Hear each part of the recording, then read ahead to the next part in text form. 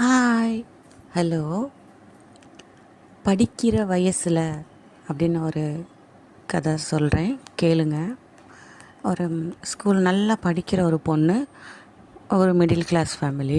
நல்லா படிப்பாங்க, அழகாக இருக்கும் அந்த பொண்ணு. ஸ்கூலில் நல்லா மார்க் எடுத்திருக்காங்க. காலேஜில் கொண்டு போய் சேர்க்குறாங்க அவங்க பேரண்ட்ஸு. ஃபஸ்ட்டு நாள் காலேஜுக்கு கூட்டிகிட்டு போகிறாங்க. காலேஜுக்கு போயிட்டு விட்டுட்டு எல்லா பணமும் கட்டிட்டு அப்படியே நல்லா படிமா, நல்லா பார்த்துக்க, ஏதாவது வேணும்னா கேளு அப்படின்னு சொல்லிட்டு விட்டுட்டு பேரண்ட்ஸு கிளம்பிட்டாங்க. இந்த பொண்ணு புது ஊர், புது காலேஜு, புது ஃப்ரெண்ட்ஸு, புது அட்மாஸ்ஃபியர். அந்த பொண்ணு போனால் அந்த காலேஜ் எல்லாமே பிடிச்சிருக்கு, ரொம்ப அழகாக இருக்குது. நல்ல அழகான பொண்ணு அந்த பொண்ணு. அவள் பேர் கயல். இந்த கயல் அவளோட காலேஜை நல்லா சுற்றி பார்த்துட்டு அவளோட ஹாஸ்டல் ரூமுக்கு போகிறா. ஒரு 3 ஃப்ரெண்ட்ஸ் இருக்காங்க. எல்லாருக்கூடையும் நல்லா பேசுகிறா. டெய்லி காலேஜ் போயிட்டுருக்கா. நல்லா படிக்கிற பொண்ணு, என்ன கொஸ்டின் கேட்டாலும் ஆன்சர் பண்ணும். நல்ல அறிவான பொண்ணு. அப்படி நல்லா ஆக்டிவாக இருக்கிற ஒரு அழகான பொண்ணுங்கிறதுனால எல்லாருக்குமே ரொம்ப பரிச்சயமானவளாக இருக்கிறா. அவங்க காலேஜில் இருக்கிற மற்ற பசங்களுக்கு ஒரு அட்ராக்ஷன் இருக்குது அந்த பொண்ணு மேலே. இவளோட கிளாஸ்லேயே ஒரு பணக்கார வீட்டு பையன் ஒருத்தர் இருக்கிறான். அவன்கிட்ட அவன் கேங்கு இருக்காங்க. அவங்க பசங்க ஃப்ரெண்ட்ஸ்லாம், என்னடா புதுசாக ஒரு பொண்ணு வந்திருக்கா, பார்க்க நல்லா இருக்கா, நல்ல மார்க்கு எடுக்குது போல இருக்குது, ஏன் நீலாம் போய் பேச மாட்டியா அப்படின்னோடனே, ஏன் நான் பேச மாட்டேன், நான் போய் பேசுவேன், இப்போ பாரு அப்படின்னு சொல்லிட்டு அந்த பொண்ணுக்கிட்ட போய் பேசுகிறாங்க. ஹாய் ஹலோன்னு இன்ட்ரடியூஸ் பண்ணுறாங்க. ஹாயின்னு சொல்லிட்டு இந்த பொண்ணு போயிடுது. ஓகேன்னு சொல்லிட்டு இந்த பையன் அப்படியே மெதுவாக அந்த பொண்ணுக்கிட்ட பேச ஆரம்பிக்கிறான். ஃபஸ்ட்டு செமஸ்டரில் இந்த பொண்ணு நிறைய மார்க் வாங்குது. நல்ல மார்க்கு வாங்குறா. அவங்க வீட்டில் ஃபோன் பண்ணி கேட்குறாங்க. மார்க்கெலாம் சொன்னோன்னே அவங்களுக்கு ஒரே சந்தோஷம். என்ன வேணும்னாலும் கேளுமா, நல்லா படி அப்படின்னு சொல்கிறாங்க. ஓகேன்னு சொல்லிட்டு நெக்ஸ்ட்டு செமஸ்டர் போய்கிட்டுருக்கு. ஜாலியாக இருக்கா. வீட்டில் இருந்தாக்க சத்தமாக பேசாத, வெளில போகாத, வெளியில் நின்று சிரிக்கக்கூடாது, அப்படி இப்படின்னு நிறையா சொல்லுவாங்க இல்லையா. இப்போ காலேஜில் அந்த மாதிரி யாரும் இல்லை. கொஞ்சம் ஃப்ரீயாக இருக்குது. ஒரு மாதிரி நல்லா இருக்குது. இது நம்மளை ஒன்றும் சொல்கிறதுக்கு யாரும் கிடையாது. ஹாஸ்டலு சாப்பாடு இருக்குது, பைசா கொடுக்குறாங்க, நல்லா இருக்குது.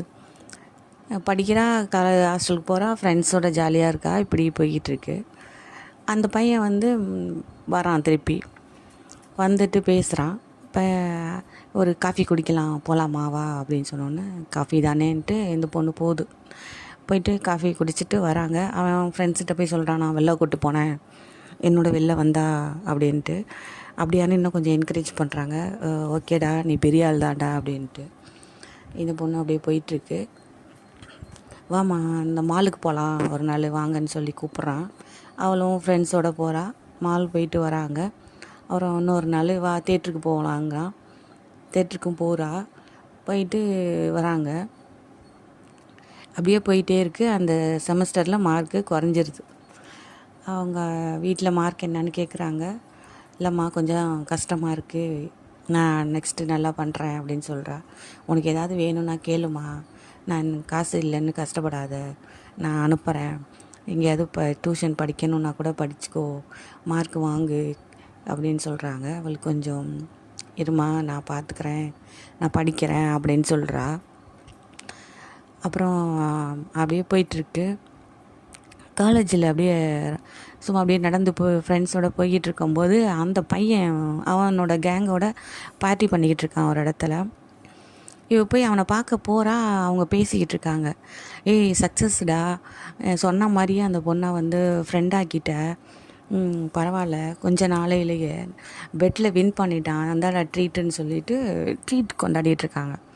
அவன் ஃப்ரெண்ட்ஸுக்கிட்ட பெட் கட்டியிருக்கான். இத்தனை நாளில் அவளை நான் பேசுவேன், அவளை நான் ஃப்ரெண்டாக்கிக்குவேன், நான் சொல்கிறதெல்லாம் கேட்குற மாதிரி மாற்றுவேன், அந்த மாதிரி பெட்டு கட்டி வின் பண்ணிட்டான்.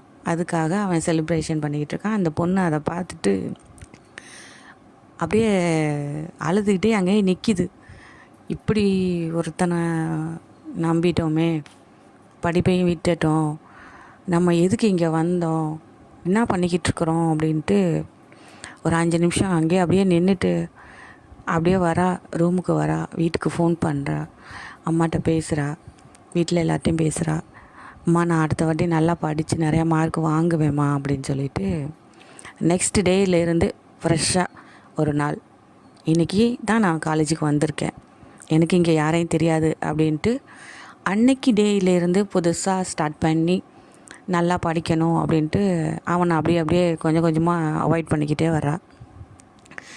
இந்த பொண்ணு அந்த நிமிஷம் எடுத்த முடிவு அழுதுகிட்டே போய் அவங்கிட்ட கெஞ்சிட்டு, ஏன் என்னை விட்டுட்டு போகிறேன், ஏன் என்னை ஏமாத்தின, ஏன் இந்த மாதிரிலாம் செஞ்ச அப்படின்னு சொல்லி அழுது அதோட லைஃப்பை ஸ்பாயில் பண்ணிக்காமல் அவன் யார் அப்படின்னு தெரிஞ்சுக்கிச்சு. நம்ம என்ன பண்ண தப்பு என்னன்னு புரிஞ்சிருச்சு. ஸோ நெக்ஸ்ட்டு என்ன பண்ணணும், நம்ம ஃபேமிலிக்கு நமக்கு எது முக்கியம், இன்றைக்கி நம்ம எதுக்கு இங்கே இருக்கோம் அப்படின்ட்டு அந்த ஸ்பாட்டில் யோசித்து அந்த நேரத்தில் ஒரு சரியான முடிவு எடுத்து நல்லா படிக்க ஆரம்பித்தா. அந்த பையனை அப்படியே மறந்துட்டா. நல்லா படிக்க ஆரம்பித்து நல்ல மார்க்கை வாங்கி அந்த டிகிரியை கம்ப்ளீட் பண்ணி அவங்க ஃபேமிலி மெம்பர்ஸோட ஒரு சந்தோஷமாக அந்த காலேஜை விட்டு வெளியில் வரா. இந்த வயசில் எல்லாமே சகஜம்தான், ஒரு அட்ராக்ஷன் இருக்க தான் செய்யும். நம்ம கூட இருக்கிறவங்க நல்லவங்களா கெட்டவங்களா அப்படிங்கிறத நம்ம புரிஞ்சுக்கணும். அவங்கக்கிட்ட ஒரு சம்திங் ஏதோ டிஃப்ரெண்ட்டாக இருக்குது, அவங்க சரியான ஆள் இல்லைன்னு தெரிஞ்ச உடனே நம்மளை ஸ்பாயில் பண்ணிக்கிறதோ இல்லை அவங்கள ப்ளேம் பண்ணுறதோ எதுவுமே வேண்டாம். அதை அப்படியே விட்டுட்டு ஓகே அப்படின்ட்டு நெக்ஸ்ட்டு நமக்கு என்ன வேணும், நம்மளோட லைஃபுக்கு முக்கியமாக நம்ம ஃபேமிலிக்கு நம்ம என்ன செய்யணுன்ட்டு ஒரு முடிவு எடுத்தது தான் சரியான முடிவு. படிக்கிற வயசில் படிக்கணும். Okay, thank you.